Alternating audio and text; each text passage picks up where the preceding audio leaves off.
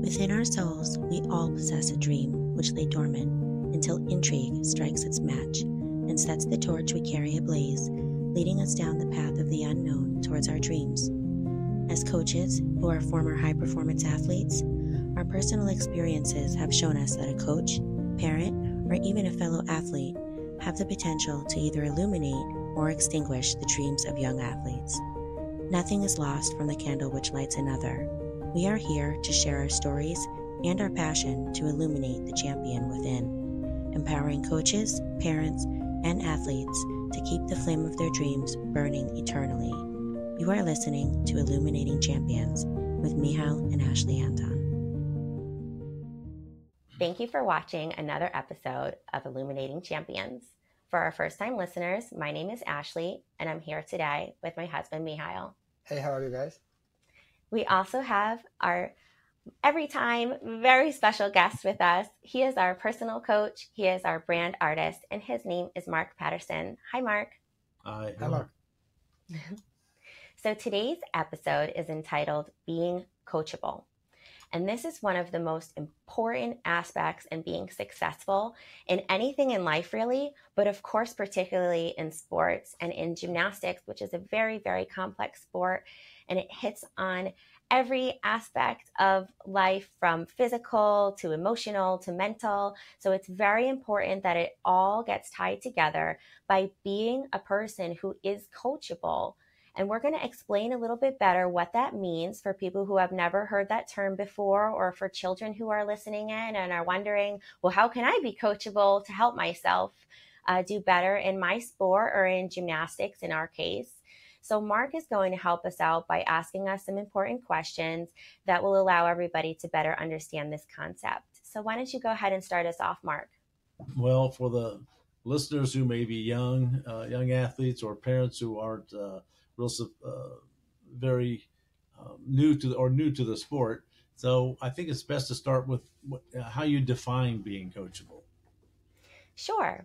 So when a coach is meeting an athlete for the first time and then they begin working with them and getting to know them, they're judging a variety of things, including how coachable that person is, because that's going to allow them to know how well they can work together and how successful they can be down the road. So if they're looking at the athlete kind of like a prism, right? They're looking at what's coming in and then what has the possibility to come out on the other side after working with them. And Coach Michal always compares coaches to jewelers. He says a coach is like a jeweler because they can take a raw material and make it into something beautiful, a delicate piece of unique jewelry that looks beautiful to the world. So if we're pretending in our mind that a coach is a jeweler and they are looking at their athlete and they wanted to make the most beautiful bracelet that would be an athlete, and how would they do that? What would they want each link to be made out of? So if they were starting off with their bronze links are very important, but it's in the spectrum of bronze, silver, gold. Bronze is your base, right? It's not necessarily like it's the bottom. You still need it, but those are attributes that are things that are coming from your body. They're going to look at how strong are you right now. They're going to look at how flexible are you right now. They're going to look at how powerful are you right now. Physically, like the first time they meet you and they're watching you perform, they're going to look at those three things.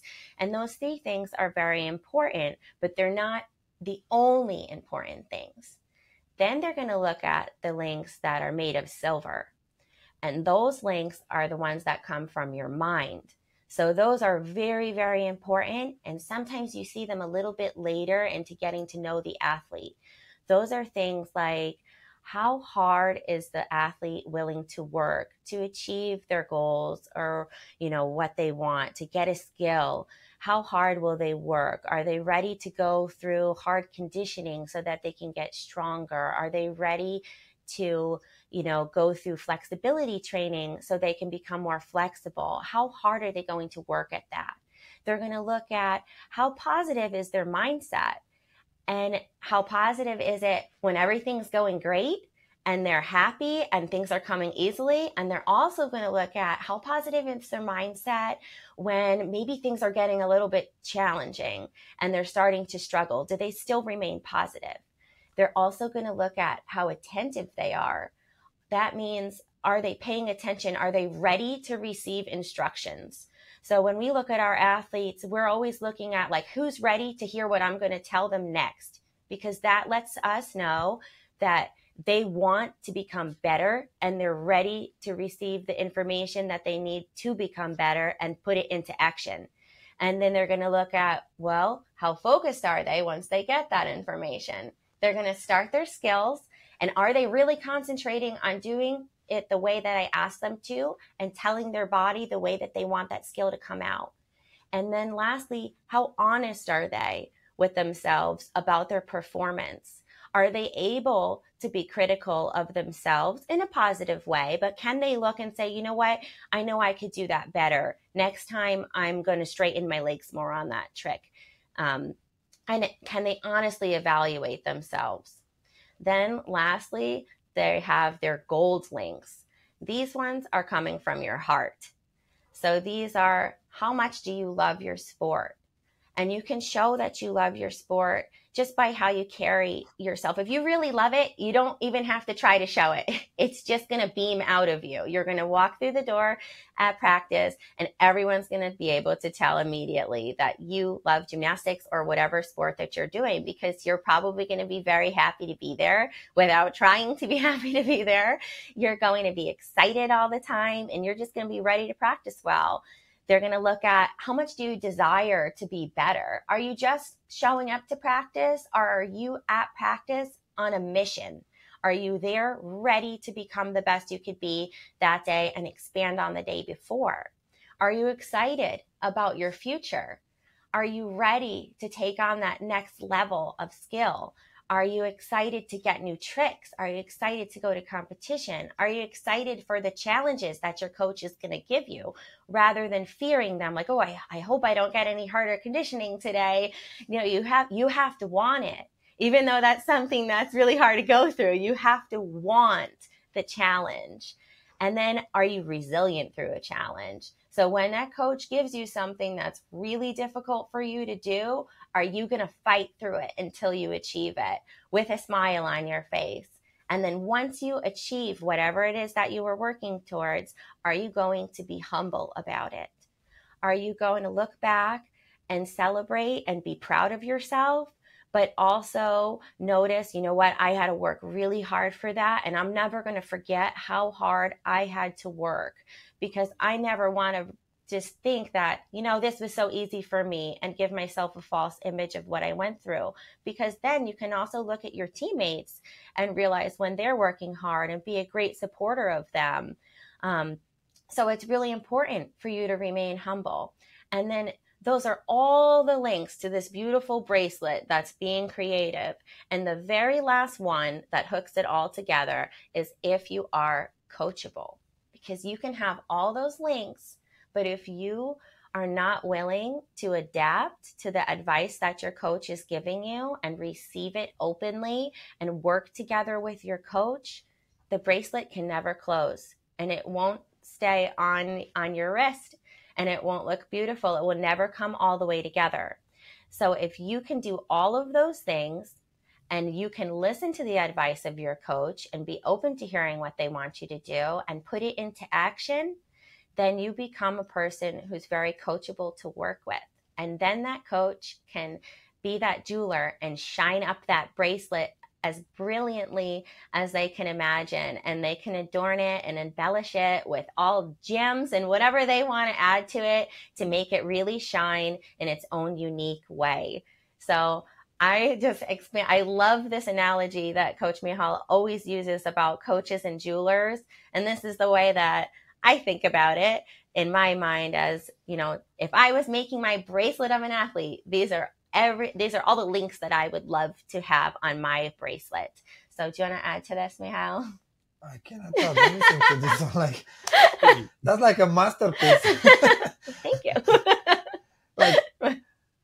like years ago, she would look at me for this type of advice. Now I'm like speechless. I'm like, what? that was like perfect. Thank you. But the truth is this, like you see, like actually the analogy is very good. The links with the bronze, the silver, and the gold. Because if you have the gold link, normally you're gonna have the silver and the bronze. Yes. Because the gold link is the one that makes the other ones happen.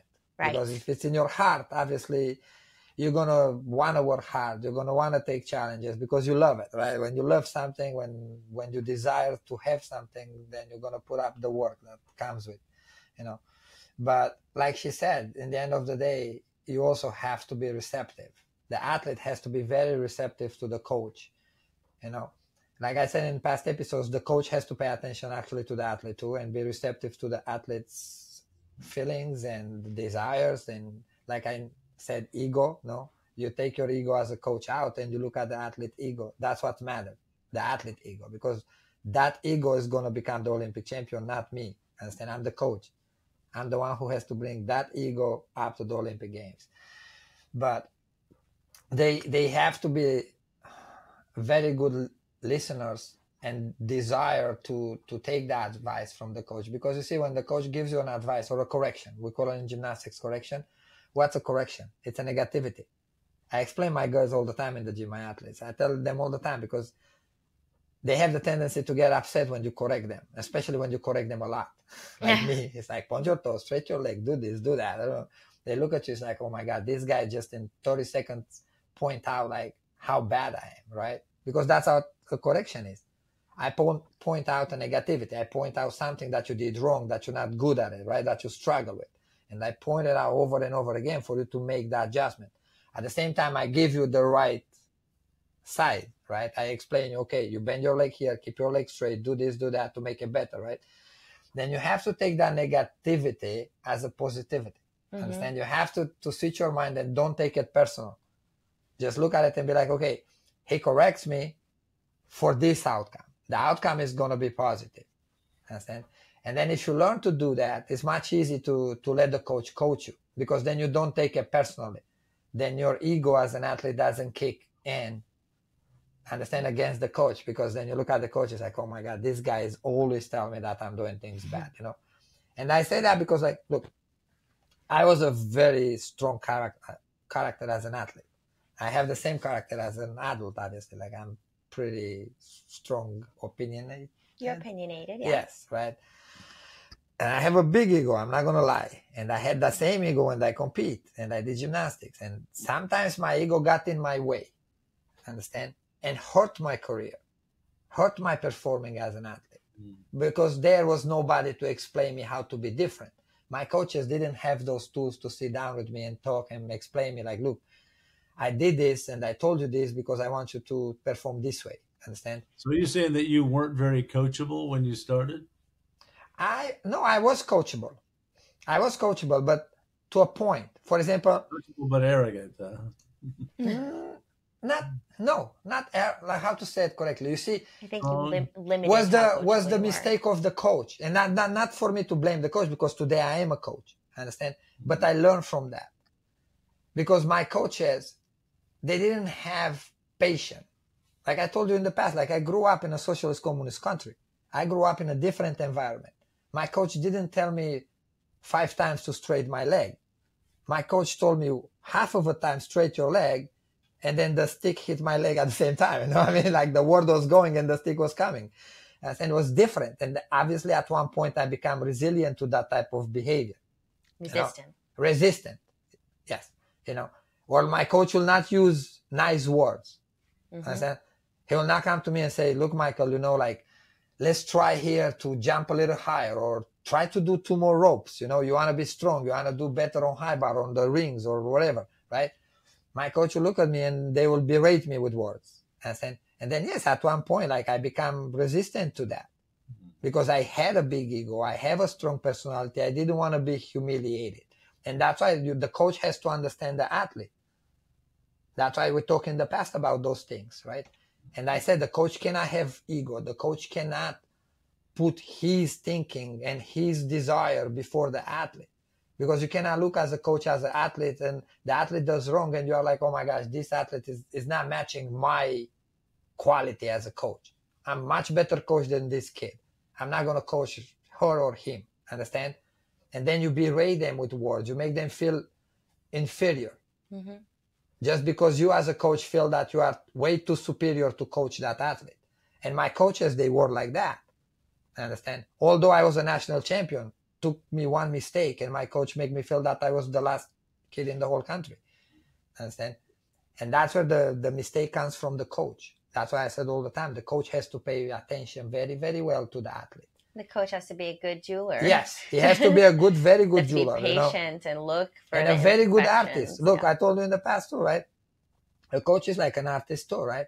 If you want to sculpt a statue, you sculpt a little bit and you hit a little bit and the rock just a little bit, crack a little more just because the rock was soft in that spot. You're not just going to hit hard and then break the whole statue just because you got angry. Because the rock didn't react to your, what you call the tool that you hit? Chisel, correctly. Understand? You're going to try to fix it, right? Like very softly to not break the statue and not break the rock. Right. Because you still want to get the statue out of the same marble, right? Mm-hmm. It's the same thing coaching an athlete. You're not just going to break the athlete just because one time they didn't react to your advice correctly. Mm-hmm. You know? And I think for the athlete, they have to take the correction. How you said, like, you're just polishing them. Don't take it personal. No, take it's it not like personal. you want the correction because you just think like, oh, they're just adding a little glitter to my cartwheel. You see, for me, the problem was not the coach correct me. Mm-hmm. Was the way they did it. Right. Understand? And that's why, like, when I talk to my girls in the gym, I tell them all the time, you know, like, you have to not take correction personal. You have to not take training personal. If you go to the gym and the coach gives you a hard training, it's not to hurt you. Mm-hmm. It's to make you the best. A coach that, if you go to the gym and you think your coach is the funniest guy in the world because every time he gives you high five, he tells you good job, is always like just a smile, and you go to competition and you come in last place, is that really a good coach? Because now they don't polish your value, understand? They let it go away. When the coach that's a good coach, he's going to come in the gym, he's going to work with you, he's going to take you through some hard time because that's how you become a champion. It's not going to be easy. It's not easy to be a champion. No. You can ask any Olympic champion, world champion, European champion, even the people that compete those type of competition and never win a medal, or the ones that train with a desire to achieve that and never achieve it. And they all going to tell you the same thing. It's a hard work, but you have to enjoy the work for the outcome, understand? I tell the girls in the gym, I give you an example. When they do conditioning, I always tell them, is no athlete in the world that's going to walk in a gym or in a training and go to the coach and say, give me 1,000 V-ups today.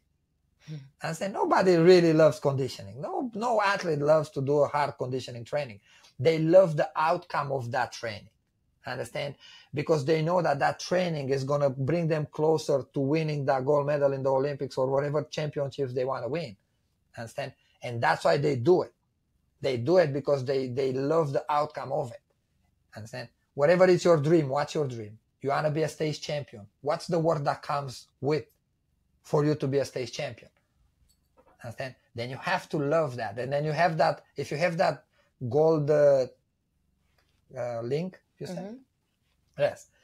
Most of the time, if you possess that gold link, you're going to go through that work and through the hard work, you know. Because your love is stronger enough to overcome all of the other challenges that you're going. Yes. So not only do you have to not only do you have to coach well, but you have to help your athletes understand when they're not being coachable in the right way. So, I mean, how do you gently do that, knowing that they're either frustrated or mad at you, or how do you gently teach coachability? So I think it's important to have many discussions during training to help athletes identify what's a good behavior towards helping their coachability and what is hindering it. So it always depends a little bit on the age of the athlete, but if they're younger, it's important to remind them that they need to be a good listener. I tell my girls, I want them to be a quick listener because it makes a defined difference in their head by they're not just listening well, they're listening fast. And then automatically they learn to be attentive. which is normally a word that they've not encountered yet at 4 or 5 years old. But they're developing their attentiveness by thinking, oh, I have to listen quick. I want to hear all the instructions. So you give them examples like that. You do let them execute their skills. And you show them, like, for example, I tell the girls, like, okay, you have to pay attention. And I explain them why, and I explain them how, right? Because I sit them down and I say, okay, look, you see here, you did that mistake. I did told you 5 times before that, don't jump on the springboard there. But you didn't listen to me because you was talking with your teammates, right? Having fun and laughing. And now you did a vault wrong. And now you are upset because you didn't get the high score that you want, right? And I explain that part. And then I tell them nicely, like, look, now, next time when I talk to you, just look at me and try to listen and try to understand what I'm telling you in order for you to be able to perform. Understand? And that helps them to see the difference in the moment. Understand? Right. Because you have to use it right in the moment it's happened, because that's when things are warm. Understand? And it's easy for them to make the difference. And then when they go back and they listen, you tell them, okay, now listen, do this. And they go, boom, the execution is good. Now they see the difference on their own. Understand? And the more you practice with them this way, the more they grow into just becoming like a muscle memory for them. Understand? And by the time they are a little bit older, they have that tool naturally to use it when they need it. They know how to click on that mood of concentration and focus. Right. And that goes back to what you were saying earlier about not taking things personally, because in that moment when your coach looks at you and lets you know, like, something difficult to hear, like, listen, I did tell you 5 times that you need to pay attention, and now look at the result of what happened.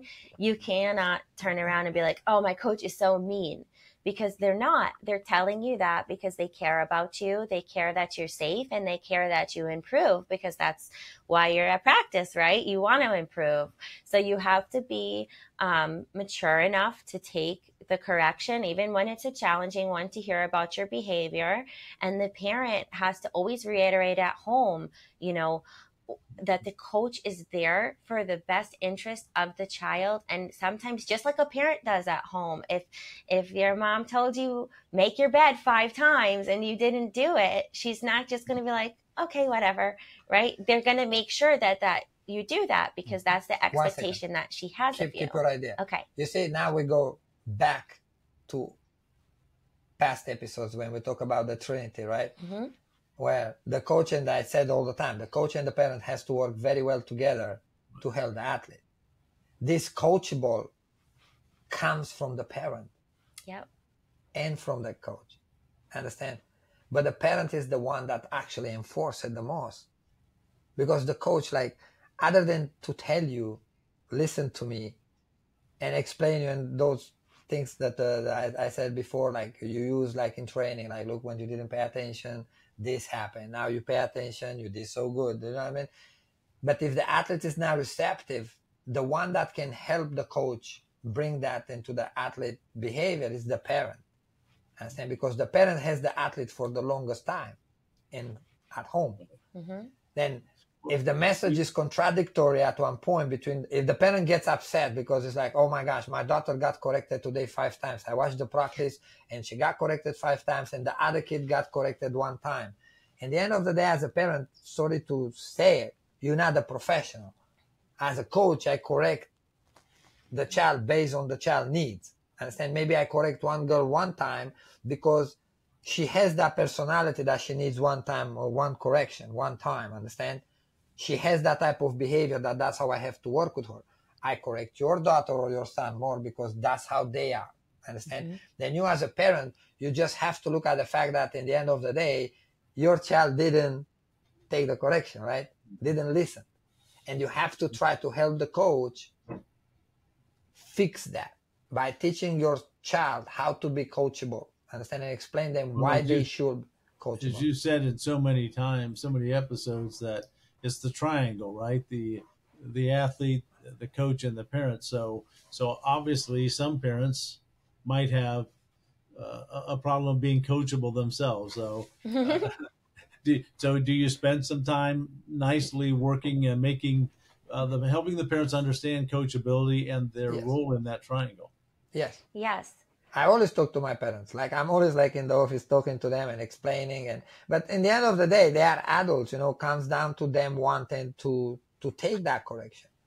Happened in the past. I have parents that I tried to help, and they didn't want it that way. Understand? And it's fine because it's America. It's a free country. Like you don't want it, you don't want it. Like it's what you want. But then you cannot look back and be like, oh my gosh, my daughter never become a LA gymnast. Understand? Because in the end of the day, as a parent, you have a part on that, especially in gymnastics. Gymnastics, it's a young sport. It's a very young. It's the youngest Olympic sport. Understand? You work with children. So let's put it this way. You start with babies, right? And then they are little children training to become Olympic champions. Now, look, I always say about Michael Phelps, because he's one of the biggest Olympic athletes in the history of Olympic Games. Michael Phelps, he was talented, but he was coachable. I understand? But it was easier for Michael Phelps to be coachable at one point when he was 17, 18, because now he also was more mature. Where in gymnastics, you deal with an 8 years old, 9 years old, 10 years old. That's a child. Right. Understand? Their maturity level is different. Their understanding of why should I do this way? Why should I listen to the coach? Why they always gonna try to argue those things as a child, right? When you don't want to when you ask a child, like the child is like, Mommy, I want ice cream. And you say, no, not today. They start crying. They start being angry, right? Why? Not because they are bad kids. It's just because they want that and they don't know how to deal with not having it. Yeah. And you look at the parent's perspective, what are you doing to my baby? Right. I've been the one to protect and correct them, and who are you to tell them that? So I can see, well, just because of the age and experience of the parents and the athletes, that coachability is something that needs to be really talked about and understood. It does, because it's okay. It's sorry. It does have to be spoken about frequently, because the children are so young and because it's so close to heart, everything. And as Michal was saying, they are 8, 9, and 10 years old. And at that age, that's the bulk of their learning period. It's not like they got to 17 years old and then all of a sudden they're going to start really taking on big tricks. No, they're learning the big tricks and the scary tricks and the most challenging moments that they're ever going to have 10, 11, 12, when they're 13. 10, 11, 12, 13. After that, it's like they're like a mini adult.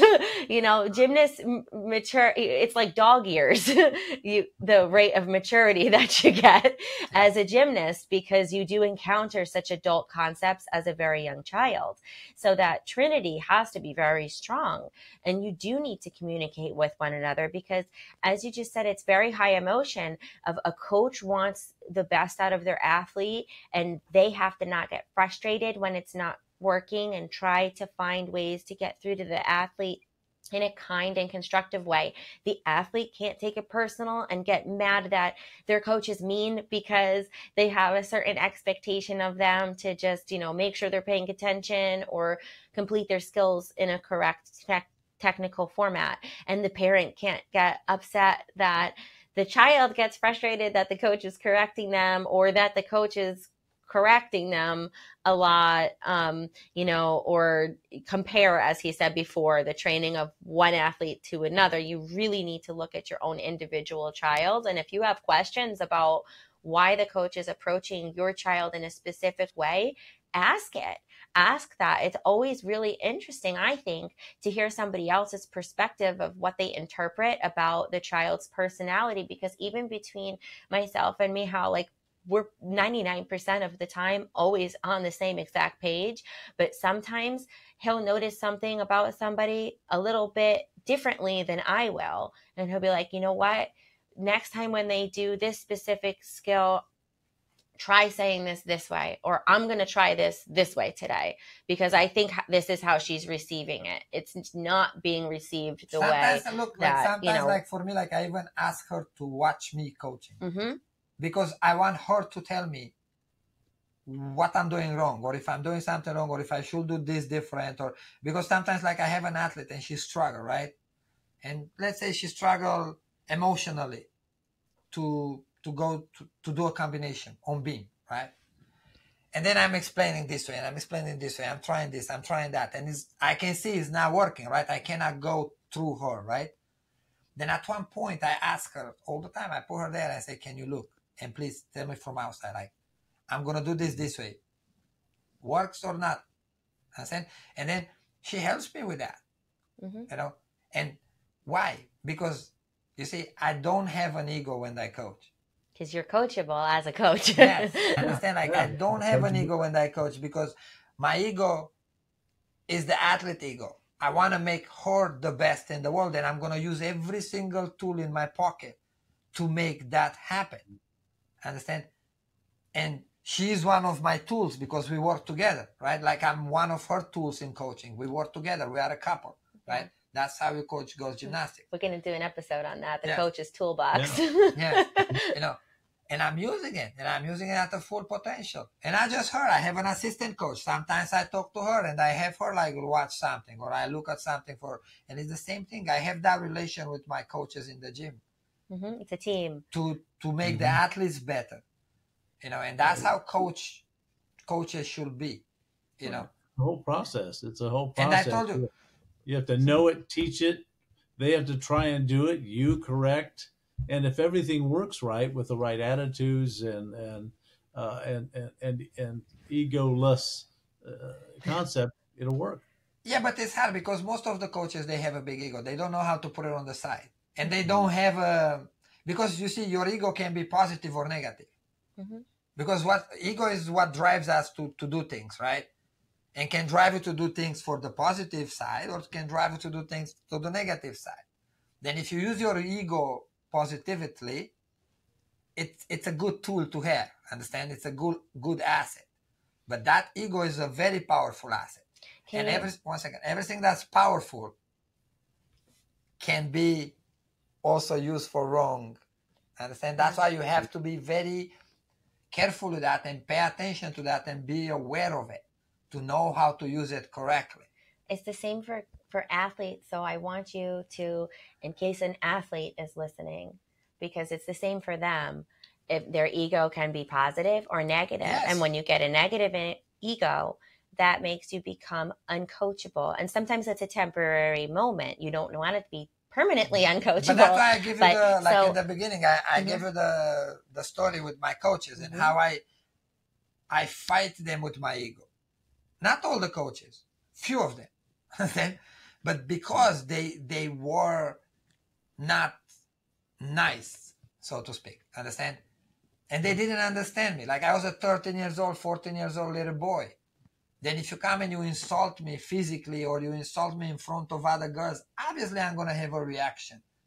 And then you look at my reaction and then you tell me that I'm disrespectful or I'm like a rebel, right? Then I look, I'm like, really?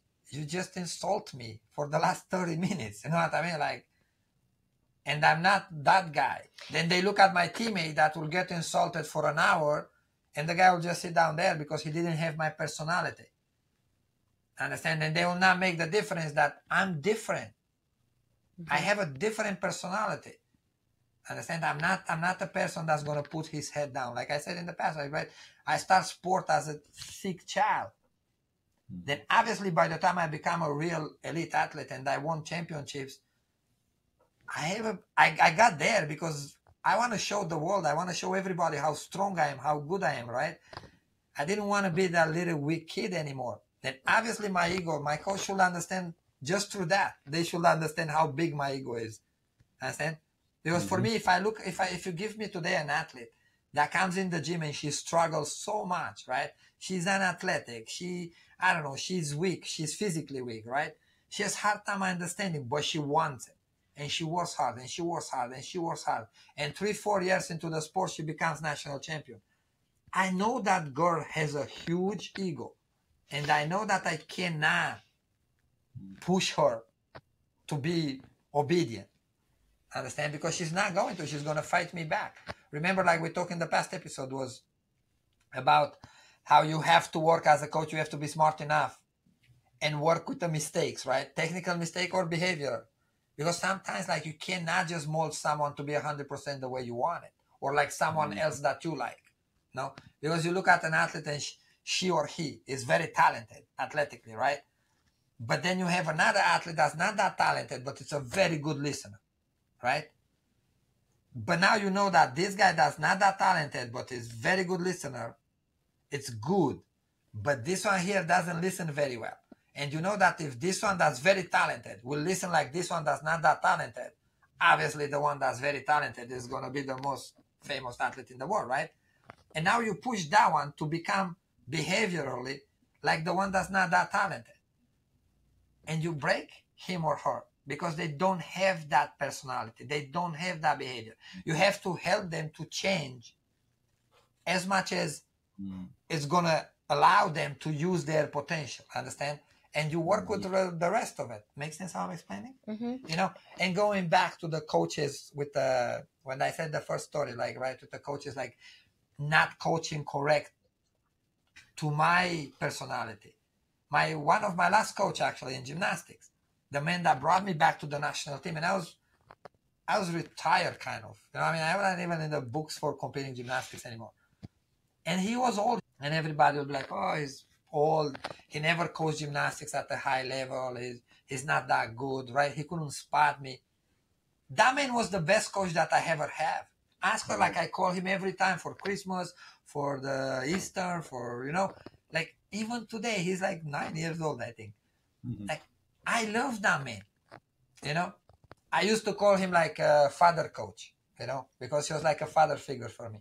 You know, he brought me back to school, made me go back to finish high school and explain me why, and, you know, brought me back to the national team, but with kindness, with, like, he will sit down and talk to me like equal. Understand? He knew how to treat me. He understood me very well as a person. He knew that I have a very strong personality. He knew that he cannot fight me like this. Understand? He knew that he cannot disrespect me or cannot yell at me or can tell me mean words or, you know, insult me and make fun of me in front of other people. And he took out of me the best. When I was at the end of my career, I was already old. I was like in my, I think, 20s. You know, at that time, you will retire in my country from gymnastics. That man brought me back to the national team, made me one of the best in the country. You know, and every other coach that was even the head coach of the national team, he never like, yeah, I respect him because I respect the position he had. But him as a person, I never liked that man. And he was the first world champion in my country, you know, to win a gold medal. And I desire so much to work with him before I start working with him. Like I had so much respect. He was like a legend for me, understand? Like an idol. And then when he started coaching me, I look at him, I was like, what? You just swear at me? You know, you insult my mother, like the swear was about my mother. I was like, no, I don't like you, you know. Then he will never understand in his head. It's like, why is this guy so like resentful to us? But that's why. Yeah. You know, but one second, my society was different, understand? If I was in America, I would be different.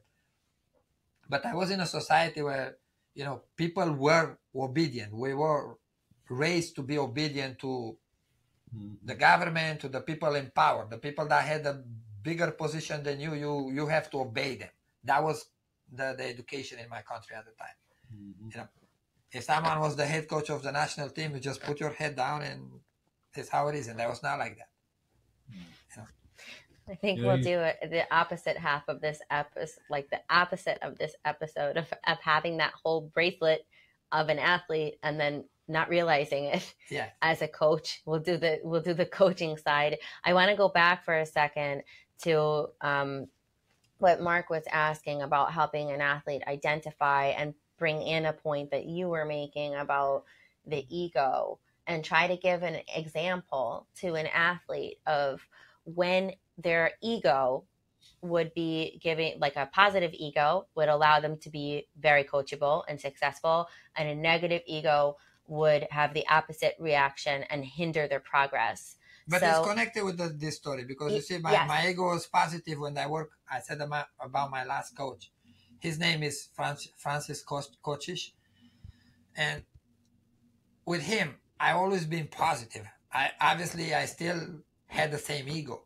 But I always been humble because he was respectful towards me. Right. And I was already older and I could understand because he will sit down, he will talk to me, and I was more receptive to him, you know. Where in the past, I told you a story, I don't remember which episode was. And I said when I switched clubs at one point in 1993, I got from Steaua Bucharest, the military club in the capital, to Dinamo Bucharest, the police club in the capital. And that was a pretty big move. Not many gymnasts at the time will make the moves between the two clubs because they are very competitive to one another. And during the socialist communist dictator, one was run by one of the dictator's son, the other one was run by the other dictator's son. You know, it's like a big political competition. And when I move in my country, you can't just move gyms. Like in America, you get off the gym, you open the door, you go to another gym and say, "Hey, today I'm training here." And they take you in, you pay the tuition, and that's it.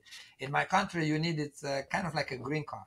The gym has to give you the approval to move from that club to another club. Then the Romanian Federation has to approve that movement too. Then it's two parts, understand? And the Romanian Federation, because at the time I was one of the best in the country, one of the best junior in the country. I was national champion. And the Romanian Gymnastics Federation, obviously they approve it because they want to keep me. But the club, the coach at the club that I had problems with, he didn't want to, and they didn't give me that release, right? Then they make a deal that I can go to the Dinamo Bucharest, the police club, start training there from the summer, but at the national championships in November, compete for the military club, Steaua Bucharest. Now, while I was training, I was doing very good in training. I was training the whole summer till the national championships. My mind was fuming because I didn't want to compete for my former club and for my former coach. That was unfair, understand? But I couldn't do nothing about it. I had to compete. And then when I got to competition, my coach at the club was very young, was like, I think 25 years old, very technical, very good coach technical, but obviously unexperienced. And he was 25 and I was, I think around 16, kind of like that. There was not such a huge difference. And I saw him competing. I compete with him together. Now he was the coach. Like the relation was a little bit different. Understand?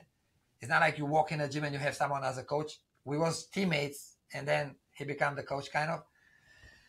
And he didn't see it and he didn't know how to explain me those things and guide me correctly. Not because he didn't want to. It's just, he was young and inexperienced, you know, but he was a good coach, a very nice person. And when I got to the national championships, I messed up every event in purpose. Because in my head, that was a payback to my former gym for them to not win because if my former coach, for example, I would get a gold medal, he will get reward from the club. Like financial like reward, monetary reward. And I was like, I'm not giving this guy money.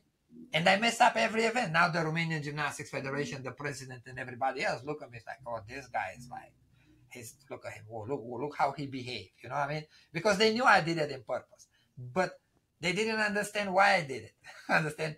Because for me, I didn't want to compete for those guys. Like I left them. I didn't want to be forced to do that. And then my only reaction was making those visible mistakes for them to see that, look, I don't care.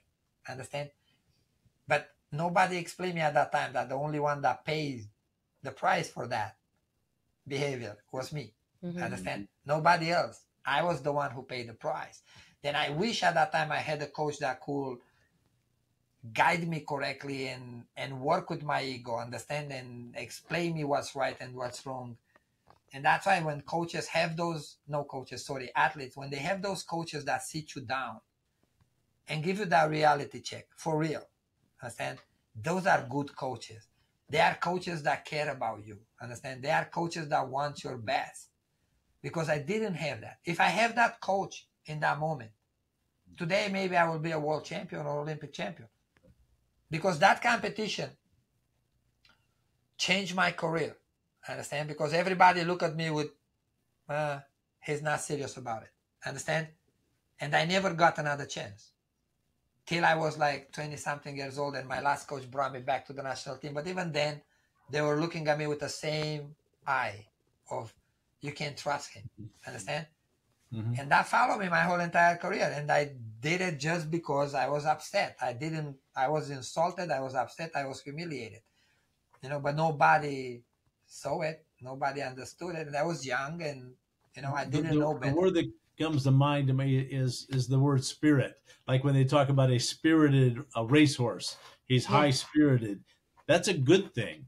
Ego has a lot of negative, but I think one day you ought to do an episode on spirit versus ego, because I think that's what you are, highly talented, highly spirited, and you needed a coach that understood that. Right. And I have a strong ego, big ego. Yes. Yeah. Well, what I like about what you're doing is all that great experience is what makes you guys great coaches, because you understand that, and I'm sure you appreciate spirit. Yes. You train hard. You want people to train hard, and you want to. And you're like the old coach. You want to sit down with every student, with every parent, and explain that. So I think if our listeners could get that picture of you and your heart, I think it would go a long way to communicating what Illuminating Champions is all about. I have to tell you something. I like you use the word spirit. Didn't come in my head. Understand? Because it is a difference between spirit and ego. Understand? Ego is desire of achieving something. Understand? Spirit is your heart and your feeling, right? And a good coach works with those two things together and works to align them the right way. Yes. Understand? Because you can have someone with a big ego but has no spirit. Yep. And they get nowhere.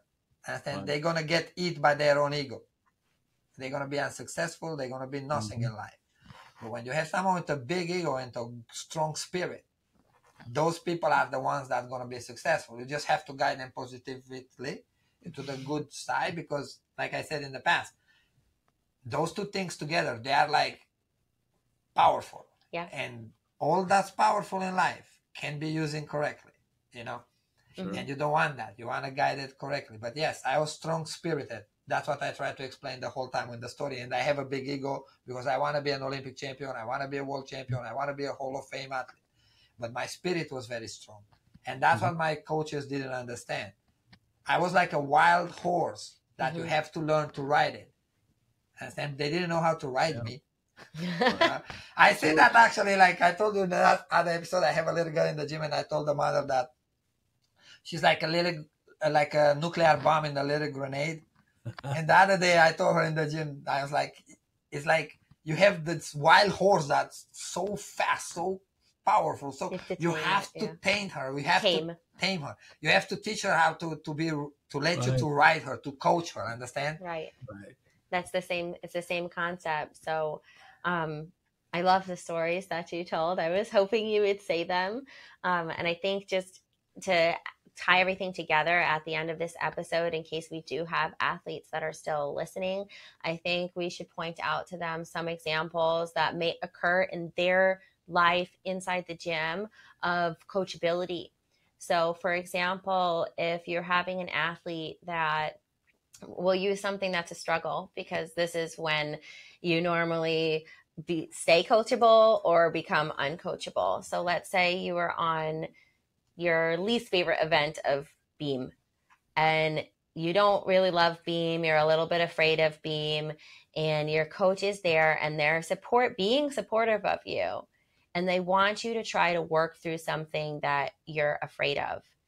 And they're helping you, they're spotting you, they're giving you all the time that you need to go through it. You just have to make the decision that I'm going to keep a smile on my face and just keep trying until I get it. And you have a choice. You know, you're going to see athletes. You're going to see one athlete that is going to get up on that beam and just try through all their struggle to listen to the coach and do what they're saying, and also be able to communicate, like, you know what, can I have another spot? I'm feeling really scared on this one. Can you spot me one more time? Or I feel like I might need to go back on the low beam for a few. Can I please do that? And they're able to communicate, and they work together with their coach to surpass. You're going to have another athlete. Finish this idea. Okay. That's what I tell this. You see, we go back to honesty. Understand? Honesty from the coach, right? allowing also the athlete, we talked in past episode, allow them to make mistakes, allow them to feel comfortable to fall.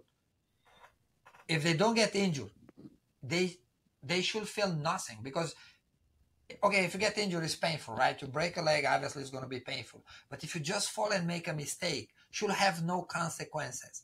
As an athlete, you shouldn't be afraid to go up and perform a trick, a routine, I don't know, a game, whatever sport you do, even in school. You shouldn't be terrified to go to get a test. And if you messed an exercise and you got a D because you didn't pay attention that day, you're gonna be berated. You have to allow them the comfort of doing those mistakes and explaining themselves and talk about their emotions and not hide them, because that's how I was raised. Don't cry. It's not like this. Don't do this. It's too weak. For us in that generation was different. My coach will be like, oh, you fell, you got hurt. Like, oh, you cry? Come here. I'm going to give you a reason to cry, and then I will get slapped and beat it to cry more, understand, to give me a reason. Then when I will hit my leg into the pommel horse, I will hit my shin, I will hit the pommel, I will say nothing. I will bite down, I will smile, and I will know. And at one point I become a robot. After years and years, I was just like, no emotions. You don't want that. And they have to feel comfortable. Those athletes have to feel comfortable to talk. And you have to teach them. They're not going to do it on themselves. Not all of them. Some of them may have that personality that they're going to speak up. Mm-hmm. But because they are so young and it's a young sport, gymnastics, they're not going to, because they're going to be afraid, or they're going to be embarrassed, or they're going to be like, there's different things that can make them uncomfortable to speak up. You have to teach them as a coach. Comes down to the coach. This is not on that. I'm going to be honest here. This part of the athlete expressing themselves, I need one more help. I need to try one more on the low beam, like she said. I'm not ready to do it by myself. Those are things that you have to teach them as a coach, that they are allowed to do so. Understand? To say, yeah. Yes. And them, they have to use that tool for them to be safe. Because my guys in the gym, I tell them all the time, you're the first one to keep yourself safe. You tell me before I tell you to do it. You tell me. If I say, okay, let's do this trick, you tell me. My hand hurts, this, like, I don't know, I'm scared, I'm so terrified that I cannot control my body. And I guide you too, because then I know how, and I explain them. If you let me know how you feel in that moment, I can guide you through correctly, because I know what I'm dealing with. Mm-hmm. Understand? I know exactly what problems you have, and I know what to work exactly with. I'm not going to take 3, 4, 5 repetitions to know. Understand? To figure out, oh my God, yeah, I guess her knee hurts for real. Like, but it's the coach job to make the athlete comfortable to speak up. Right. So if your coach has done a good job at letting you know those things, then it's your job to actually go through and do them. So you have that choice. You're either going to communicate and try to listen to your coach and follow their advice, or you're going to have the athlete that they get in a poor mood and have a poor attitude and are resistant to trying what the coach is telling them. And no matter how positive the coach is, they're just going to decide to be in a bad mood and stand around and not be constructive at working through what they're doing. Or, if... 1 second. You see, but in this case, the family, the mom and the fathers are the one that the coach together with them are going to guide the athlete to the right type of behavior. Right. Because even there as a coach, you cannot just give up because she said no. Right. You don't know why she's so resistant, right? We have to find out. You have to try to find out. You have to try to understand why they are so resistant, why they don't want to be coached. Understand? Mm-hmm. Why they refuse that. And if it's something as they don't really like it, then they don't really like it. Let them discover what they like. That's why there's many layers to that. The coach has to have no ego, because then as a coach you can give them the freedom to do what they like, mm-hmm. not what you think they should do in order for you to be successful, because they are that good that they can become Olympic champion. Then you're going to be a famous coach. Make sense? Mm-hmm. Yeah. No, it's many layers to this topic, but ending off today, I think let's leave the athletes, just the athletes, with some advice on being coachable. From you as a coach, if you're walking in a gym with a kid that you've never met, and let's say you were recruiting them for your team, you were the head coach of a college team that the child was trying to get on. Maybe Let's pretend, that was the scenario. What would you look for from that athlete? What would make you choose them? Because they have to stand out in a crowd. And sometimes the athlete that doesn't have all the big skills and, is just walking through the door the strongest or the most knowledgeable, they're not always the one that gets chosen. So if you were that coach that had to make a selection of an athlete, what would you look for? What's very important to you? Work ethic and discipline. So for somebody that's young, really young, what is work ethic? Work ethic? I don't know. Ice cream? No, just kidding. Like work ethic, you see it, like especially gymnastics, you work with very, very young kids. And she says young, it's like 5 years old, 4 years old, right? You see it in someone like that. Like, for example, I have a little 4 years old. Now she's 5, I think, right? She's 5. Yeah. You see her work ethic through the fact that she comes in the gym. She's happy to try. She wants to try things. If I tell her, like, okay, let's try this way, she tries. She always listens to me and try in her size, in her age. Understand? She tries to do what I tell her. Well, pause. Now, how do you tell the 5-year-old what is work ethic? Tell now, not the parent or the coach, the athlete. How can they show a coach that they have good work ethic? What are they going to do? If they're very young and they don't know what this means, what do they do to show that they have good work ethic? Because that's very important to you, work ethic. Yes, it's important. Of course it's so important. How do they show it? They walk in, right? Yeah. they're willing to listen first, right? They want to do the trick right. They have to have it in their mind that they want to do. What's the right and why. I know. I want you to explain to kids that are listening now that we don't see every day, right? Like they were our kids that you do. They have to try. They have to try to do what the coach tells them. Mm-hmm. Understand? Like if the coach says point your toe, you go there and you try to point it. You put in your head, I'm pointing my toe, and the coach is gonna see, like, even if you don't point it perfectly, they can see that you try. Right. And you try and you try. You know what I mean? And that's one thing. And then like a coach says, okay, let's stay in a split 10 seconds.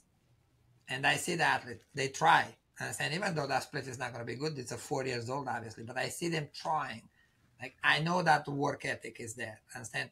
I put them on the bar and I tell them to hang the bar for 10 seconds. Same thing. And I see them falling off after 3 seconds, but I see falling off like the fingers holds like this, like, boom. I said, I know they have that desire to be successful and work hard, you know.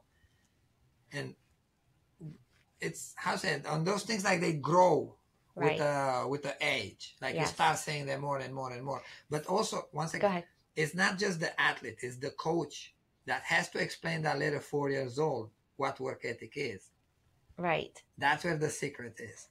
Because the 4 years old doesn't, you know, they don't know the work ethic. But as a coach, you describe them what work ethic is. For example, I have my little girls in the gym, my level 2s, right?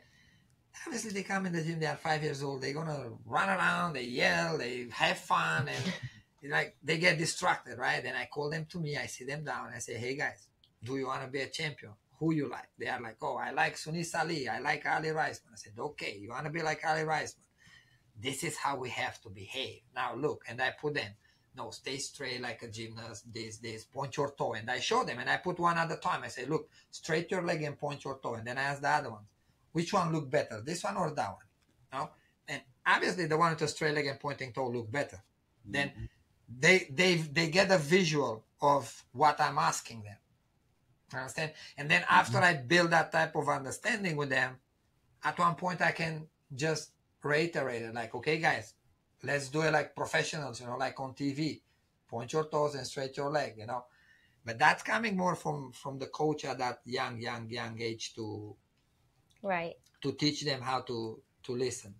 So the secret tip for the athlete is that your coach, all the examples he gave were moments when the athlete would struggle. They're Yes. staying in a split. That's painful. Yeah, they go through the right? struggle. They're trying to hang on the bar. That's really hard. So your coach is watching your work, your level of work ethic in the moments that are the most challenging to you. So it's very important that you keep that in your mind, that those moments are really important to try to push through, because that's when your coach can gauge how hard you're going to work. And then if you want to be a child that, you know, gets to be rewarded and move faster or show or learn a trick sooner or move to another level or be placed in even a special program, maybe something like TOPS, it's important that you show your coach in the moments that you struggle that you're able to try to listen and work through them, because those are the moments that the coach differentiates between you and somebody else. And then you're going to know. Like you can have an athlete that comes in and she's very strong or he's very strong, right? And I say, okay, let's go on the bar and do 10 chin-ups. And I know they can do it because I can see it, you know? And they go there, they do 10 chin-ups, but I know they are not flexible. And now I say, okay, let's do splits and stretching. And they refuse it. They don't like it, you know? I know their work ethic is not there yet. I have to teach that because I can see them running away from the things that they struggle. Understand? Or even like being strong. They like to do chin-ups, but they don't like to do legs. Because you're not going to be just overall super strong. You have parts of your body that are stronger, parts that are weaker. Understand? And as a coach, yes, that's what you look at. That's what I look at it. I'm looking at your struggle more than your, what's the word? The strength. Understand? The things that you come in strong, I can see them. We talked that in the past. The talent, the natural talent is visible. You walk in, it's okay. I'm looking for what I cannot see. And those things come with struggles. And the struggle, in the moment of struggle, that's when I see your weaknesses. Understand? And I see how you deal with the weaknesses. And that's what the work ethic is. Like, yeah, you're weak, but you try to work through. Overcome that. Then you have a hard work ethic and a very strong will. Like you're weak and you just give up. You're like, I don't want to do this. Then I know that we're going to have to fix that part. And you're going to have to work very hard to fix that part, because without that, you're not going to be successful. Right. So I think that is like your big defining factor always as a coach, and interpreting who you're going to be able to, how much you're going to be able to challenge somebody and how soon. And then I think just to end everything off. Before that, I want to give an example before the ending for the athletes, the kids, to understand what coachable is. And I give a real example. I just have a girl that joined my team like a month ago. And she came from another gym and she competed very low level, like almost no skills. And the level she competed, she was not very high. She wasn't proficient in it. Yes. Understand? And now she came in my gym, and the kid is very good. She's actually talented, naturally very talented, but she's weak. She's not physically strong. She doesn't have a good technique, you know. And she doesn't have a good presence because she didn't have a good presence because she has like a self-esteem, right? Like low self-esteem, right? And we work with her on all those things. And I took her the other day on beam, and I said, okay, let's do handspring step out, back hook over handspring step out on the beam. You have to take in consideration this kid compete level 3. That's one of the first levels to compete, right? Now, a back hook over handspring step out is a combination for a level 7. You go to optional levels, right? And she goes up on the high beam, no mats, nothing, competition beam, with me spotting her. And when I told her, okay, let's go do this on the high beam, she told me, I don't want to, right? She didn't say mean. She didn't say it, disrespectfully. She just said, I don't want to. She was scared, right? You see, as a coach, I knew exactly why she told me that. I didn't judge her based on the fact that she told me I don't want to. When another coach will be, okay, she said I don't want to, she's disrespectful, okay, don't do it. And then my next reaction was, okay. I said, okay, you don't want to. Why? Are you scared? She's like, yes. And I knew she's afraid. I asked her, okay. And then I explained her what fear is. I explained her like, okay, being afraid. And now for the athletes that listen, the young athletes, being afraid is not something wrong. It's a natural feeling that we have. It's a natural emotion to keep us safe. And we have it, humans, animals have it, everybody has it that lives on this planet. Fear is a protective feeling, understand? And the courageous people are not the ones that don't have fear, are the ones that do what's right in the most scared and feared moment in their life. Understand? Then in sports and in gymnastics, especially, like, to do what's right when you are afraid is executing the trick correctly or the routine correctly. Then you focus on what? You focus on the execution. You focus on the technique, not on the outcome. And that's how you deal with fear. Because if you're afraid, why you're afraid? Because you think you go up on the beam, and for example, for this girl, she was doing a backward over handspring step out. Obviously, she can split the beam in both tricks. She can fall off the beam on both tricks. She can land on her head on both tricks. She can break her arms. She can break her legs. She can break her ribs. Like, it's a lot of opportunities for you to get injured, to be honest. Understand? But in that moment, if you focus just on how to execute the trick, what's the technicality for that trick, you're not going to get injured. You're not going to get hurt. Understand? And that's the secret that the coaches have to teach the athletes, right? And that's what I told her. I said, okay, you are afraid. And she said, yes. And I said, okay, 1 to 10, how much? 10 plus? And she's like, yes. You see, I make it funny, right? And then I explained her, like, okay, we did it on the floor. I said, let's think about it. You know how to do a backward cover? I just teach you a back handspring. I help you. Then I'm not going to let you fall. I told her, you're not going to get hurt.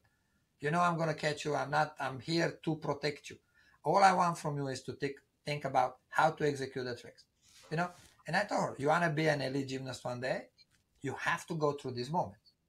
Because now, in this moment, if you don't want to do it, I can say just, okay, fine, high five, let's do something easier. But you're never going to get that good. Then she looked at me and she was like, okay, let's do it. She got up on the beam and she did it, you know? And she didn't do that just on beam. She did it on bars with me. She did it on floor with me because she's new to my gym. She's learning me how I learn her, understand? Mm-hmm. And that's what coaches have to understand too. The athlete, especially when you get a new athlete or you work with a new athlete, takes a little time for the athlete to know you as a coach and understand you as a coach. Like, takes from you as a coach to understand the athlete. Understand? But she allowed me to show her the right way. She allowed me to gain her confidence and trust in spotting her and protecting her, right?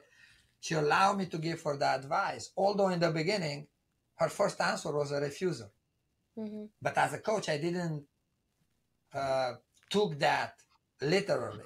I understood why she wants to refuse it. And you see, again, it's the coach the one that makes the difference and help the athlete to go through that and understand the right way. Make sense? Yeah, makes sense. So I think just to end off the episode, the subject that we always talk about of the trinity, of tying everybody together. You know, we need the coach to understand the athlete and to kind of read between the lines, behind the words, behind their body language all the time. The athlete has to be the one that is spirited enough to want to get better and listen and be excited and love what they're doing and be willing to hear all of the advice that their coach has to give them, the advice that makes them feel great and happy, and the advice that sometimes is a little bit challenging to hear, like, I need you to pay better attention, or I need you to work harder at that, or I need you to stop talking to your friends while you're in line. You need to be willing and be happy and grateful to receive all of that advice. And then for parents, it is vital that you spend a lot of time being involved in this whole learning process for your athlete. You need to go home and you need to talk to them about how they can become more coachable, that they should be receptive at practice. They should try to listen to the coach, encourage them to ask questions if they have questions. And then you need to do the same thing yourself. Be in communication with your coach. Ask them what the expectations are for your athlete. Ask them what they see within your athlete, and not just physically, like emotionally. You know, tell them, just, it could be an open-ended question. What do you think about her? What do you think about how she's doing? Do you think she's progressing? What would you like to see from her, more from her? and have those discussions and have them honestly and, willing again to hear sometimes things that are not the most favorable things to hear, and go back and collect all of that information and work together to make that athlete really shine. And that's really how this all has to be done. It has to be done together. It can't come from one side or the other. Things correctly, to the athlete and to the parents. Because you see, like, I go back to this little girl, and even my girls in the gym all the time. The example I always give them, for example, like I asked this little girl on beam, after I explained her all that thing, I said, okay, but now let's pretend that you are Mr. Michael and I'm you, right? And you come and you tell me, let's do this to make you a good gymnast, and you tell me I don't want to. How would you interpret that? And she's like, that you're never going to be a good gymnast? You don't want to be a good gymnast? I said, yes, right? You see how it looks? Like you didn't, you're not like that. You don't want that, but that's how it looks, understand?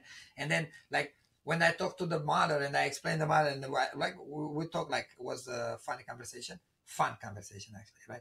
And I told the mother, like, like, she saw what happened, and I said, like, yeah, she did it because she was scared, not because she's disrespectful, understand? Then the mother took that, and in front of me, she explained it to the child the same way, and she told her the same thing, like, look, you see, that's how it looks. Or I have an athlete that you tell them sometimes, like, I don't know, let's do this, and without meaning, they go up on the beam and they roll their eyes, right? And I'm like, what? Like, and then I asked them, like, listen, if you ask me, Mr. Michael, can you spot me? And I roll my eyes. I said, yeah, okay, yeah. I'm like, would you trust me?